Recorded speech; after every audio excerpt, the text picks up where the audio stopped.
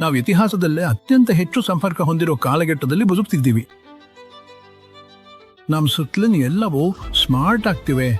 AI, smart ಹೋಮ್ಗಳು, ಯಾವಾಗಲೂ on ಆಗಿರೋ ಸಾಧನಗಳು. ಜೀವನವು ಹೆಚ್ಚು ವೇಗವಾಗಿ, ಹೆಚ್ಚು ಅನುಕೂಲಕರವಾಗಿ ಮತ್ತು ಹೆಚ್ಚು ಸಂಪರ್ಕಿತವಾಗಿದೆ. ಆದರೆ ಈ ಎಲ್ಲ ಪ್ರಗತಿ ನಡುವೆ ನಮ್ಮ ಸುತ್ತಲೂ ಮೌನವಾಗಿ ಮತ್ತೊಂದು ವಿಷಯ ಬೆಳೆಯುತ್ತಿದೆ. ಅದನ್ನು ನಮಗೆ ನೋಡಲು, ಕೇಳಲು ಅಥವಾ ವಾಸ್ತು ನೋಡಲು ಸಾಧ್ಯವಿಲ್ಲ. ಆದರೂ ಅದು ಯಾವಾಗಲೂ ಅಲ್ಲೇ ಇರುತ್ತೆ. ನಮ್ಮ ದೈನಂದಿನ ಜೀವನದ ಬಗ್ಗೆ ಯೋಚಿಸಿ. 20 ವರ್ಷಗಳ ಹಿಂದೆ ನಾವು ಮನೆ ಹೊರಗೆ ಹೆಚ್ಚು ಸಮಯ ಕಳೀತಿದ್ವಿ.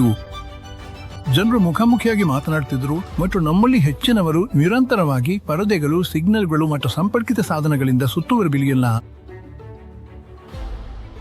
ನಿಮ್ಮ ಫೋನನ್ನ ಯಾವಾಗಲೂ ಹತ್ತ ಇಟ್ಕೋಬೇಡಿ ಎಂದು ನಿಮ್ಮ ಪೋಷಕರು ಹೇಳ್ತಿದ್ದು ನಿಮ್ಗೆ ನೆನಪಿದೆಯೇ? ಆಗದು ಒಂದು ಸಾಮಾನ್ಯ ಸಲಹೆ ಅಂತ ಕೇಳಿಸ್ತಿಕ್ಕು. ಆದರೆ ಇಂದು ಪ್ರಪಂಚವು ತುಂಬಾ ಭಿನ್ನವಾಗಿದೆ. ನಿಮ್ಮ ಫೋನು, ನಿಮ್ಮ ವೈಫೈ ರೂಟರು, ಬ್ಲೂಟೂತ್ ಸಾಧನಗಳು, ಸ್ಮಾರ್ಟ್ ಉಪಕರಣಗಳು ಇವೆಲ್ಲವೂ ನಿರಂತರವಾಗಿ ಸಿಗ್ನಲ್ಗಳನ್ನು ಕಳಿಸ್ತಿವೆ. ಇವೆಲ್ಲವೂ ಸೇರಿ ವಿಜ್ಞಾನಿಗಳು ವಿದ್ಯುತ್ ಕಾಂತೀಯ ಮಾಲಿನ್ಯ ಅಥವಾ ಎಲೆಕ್ಟ್ರೋಸ್ಮಾಗ್ ಎಂದು ಕರೆಯೋದನ್ನು ರೂಪಿಸುತ್ತವೆ. ಇದು ಅದೃಶ್ಯ, ಇದು ಮೌನವಾಗಿದೆ ಮತ್ತು ಇದು ಎಲ್ಲೆಡೆ ಇದೆ. ನಮಸ್ಕಾರ, ಎಲ್ಲರಿಗೂ ನಮಸ್ಕಾರ. ನನ್ನ ವಾಸಸ್ಥಾನಕ್ಕೆ ಸ್ವಾಗತ. ನನ್ನ ಹೆಸರು ಸೈಮನ್ ಲೋ ಮತ್ತು ಇಂದು ನನ್ನ ವಾಸಸ್ಥಳದಲ್ಲಿ ನಾನು ಎಷ್ಟು ಎಲೆಕ್ಟ್ರೋಸ್ಮಾಗ್ಗೆ ಒಡ್ಡಿಕೊಂಡಿದ್ದೀನಿ ಎಂಬುದನ್ನು ನಿಖರವಾಗಿ ತಿಳಿಯಲು ನಾವೊಂದು ಸುತ್ತ ಹಾಕಲಿದ್ದೀವಿ. ಹಾಗಾದ್ರೆ ಹೋಗೋಣ. ಈಗ ಪ್ರಶ್ನೆ ಏನಂದ್ರೆ, ನಮಗೆ ಕಾಣದ ವಿಷಯವನ್ನು ನಾವು ಹೇಗೆ ಅರ್ಥ ಮಾಡಿಕೊಳ್ಳಲು ಪ್ರಾರಂಭಿಸಬಹುದು? ಸರಿ, ನಾವು ಅದನ್ನು ಅಳೆಯುವ ಮೂಲಕ ಪ್ರಾರಂಭಿಸ್ತೇವೆ. ಇದು EMD 100. ಇದು ನಾವು ಪ್ರತಿದಿನ ಬಳಸುವ ಸಾಧನಗಳಿಂದ ಬರುವ ಎಲೆಕ್ಟ್ರೋಸ್ಮಾಗ್ ಮಟ್ಟವನ್ನು ಅಳೆಯುತ್ತದೆ ಮತ್ತು ಪತ್ತೆ ಮಾಡುತ್ತದೆ, ಮತ್ತು ಅದು ಬಹಿರಂಗಪಡಿಸುವ ವಿಷಯವು ನಿಮ್ಮನ್ನು ಅಚ್ಚರಿಗೊಳಿಸಬಹುದು. ಈಗ EMD ಒಂದು 100 AAI ಎಂಬ ಸ್ವಾಮ್ಯದ ಮಾಪಕವನ್ನು ಬಳಸುತ್ತದೆ. ಇದು ಆಂಬಿಯಂಟ್ ಎಲೆಕ್ಟ್ರೋಸ್ಮಾಗ್ ಇಂಡೆಕ್ಸ್ ಅನ್ನು ಸೂಚಿಸುತ್ತದೆ.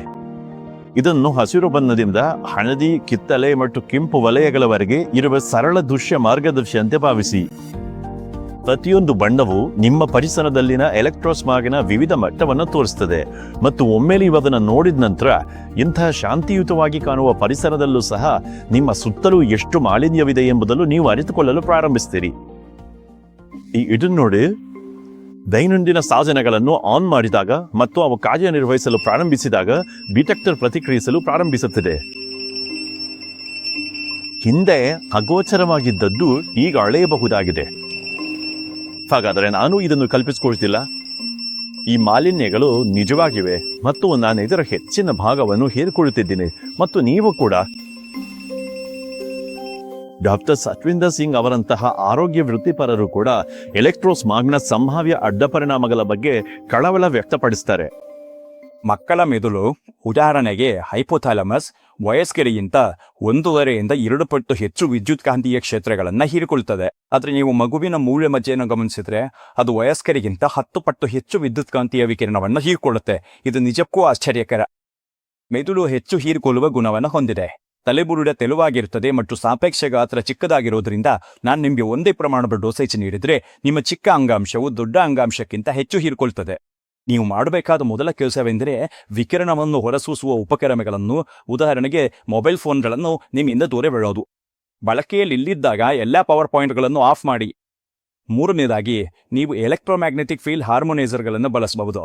ಇದು ಉಪಕರಣದಿಂದ ಉಂಟಾಗುವ ವಿಕಿರಣದ ಅಡ್ಡ ಪರಿಣಾಮಗಳನ್ನು ಸಮತೋಲನಗೊಳಿಸುತ್ತದೆ.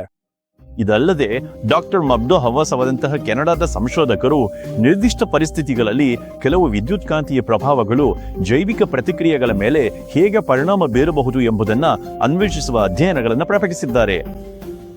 ಈಗ ಇದು ಇನ್ನೂ ಪರಿಶೀಲನೆಯ ಹಂತದಲ್ಲಿರುವ ವಿಷಯವಾಗಿದೆ, ಆದರೆ ಒಂದು ವಿಷಯ ಸ್ಪಷ್ಟವಾಗಿದೆ: ನಮ್ಮ ಪರಿಸರ ಬದಲಾಗ್ತಿದೆ ಮತ್ತು ನಾವು ಅದನ್ನು ಇನ್ನು ಮುಂದೆ ನಿರ್ಲಕ್ಷಿಸಲು ಸಾಧ್ಯವಿಲ್ಲ. ಇವೆಲ್ಲವೂ ನಿಮಗೆ ಏಕೆ ಮುಖ್ಯ? ಯಾಕಂದ್ರೆ ನಿಮ್ಮ ದೇಹವು ವಿದ್ಯುತ್ಮಯವಾಗಿದೆ.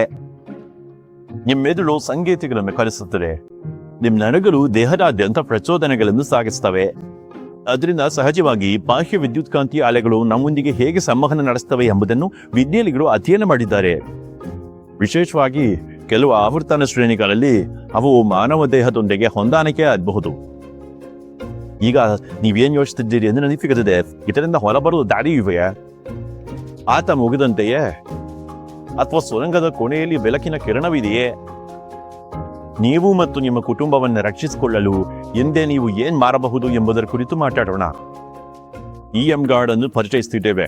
ಇದು ನಾವಿಂದು ವಾಸಿಸುತ್ತಿರುವ ಜಗತ್ತಿಗಾಗಿ ವಿನ್ಯಾಸಗೊಳಿಸಲಾದ ಪೋರ್ಟಬಲ್ ಹಾರ್ಮೋನಿಕ್ ತಂತ್ರಜ್ಞಾನದ ಸಾಧನವಾಗಿದೆ.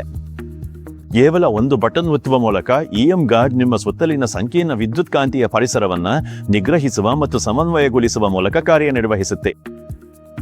ಈಗ ನೈಜ ಸಮಯದಲ್ಲಿ ಏನು ನಡೀತದೆ ಎಂಬುದನ್ನು ನೋಡೋಣ. EM ಗಾರ್ಡ್ ಇಲ್ಲದೆ ನಿನ್ನ ಲ್ಯಾಪ್ಟಾಪು, ಟ್ಯಾಬ್ಲೆಟ್ ಮತ್ತು ಸ್ಮಾರ್ಟ್ಫೋನ್ ಅಲ್ಲಿ EMD ನೂಲಿನಿಂದ ಬರುವ AI ಮಟ್ಟಗಳು ತುಂಬಾ ಹೆಚ್ಚಾಗಿರೋದನ್ನ ನೀವು ಸ್ಪಷ್ಟವಾಗಿ ನೋಡಬಹುದು.